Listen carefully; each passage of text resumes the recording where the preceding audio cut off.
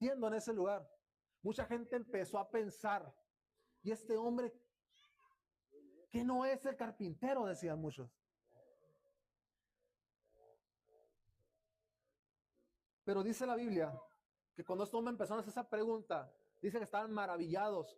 Pero cuando entiendes en el griego lo que significa, en el concepto aquí en escrito en este texto, entiendes que maravillado es asombrado. No maravillado de asombro positivo, sino de asombro negativo.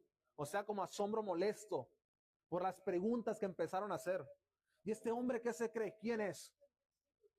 Y mucha gente empezó a hablar entre ellos y muchos dijeron, pues que no es el carpintero, que no es el hijo de María.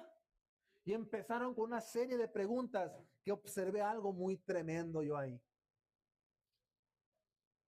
Cuando él habló, la incredulidad se creó en su corazón.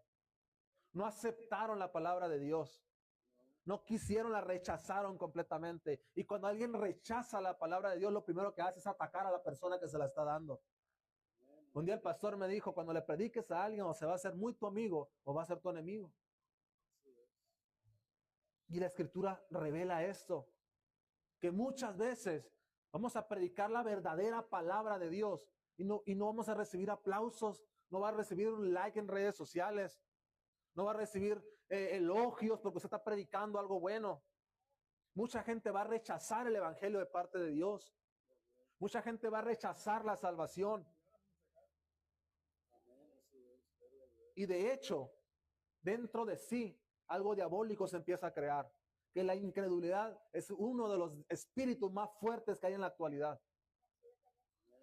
¿Sabes lo que la gente estaba haciendo en ese lugar? Mucha gente empezó a pensar, y este hombre, ¿que no es el carpintero?, decían muchos. Pero dice la Biblia que cuando este hombre empezó a hacer esa pregunta, dice que estaban maravillados. Pero cuando entiendes en el griego lo que significa, en el concepto aquí en escrito en este texto, entiendes que maravillado es asombrado. No maravillado de asombro positivo, sino de asombro negativo. O sea, como asombro molesto por las preguntas que empezaron a hacer. ¿Y este hombre qué se cree? ¿Quién es? Y mucha gente empezó a hablar entre ellos y muchos dijeron, pues que no es el carpintero, que no es el hijo de María. Y empezaron con una serie de preguntas que observé algo muy tremendo yo ahí.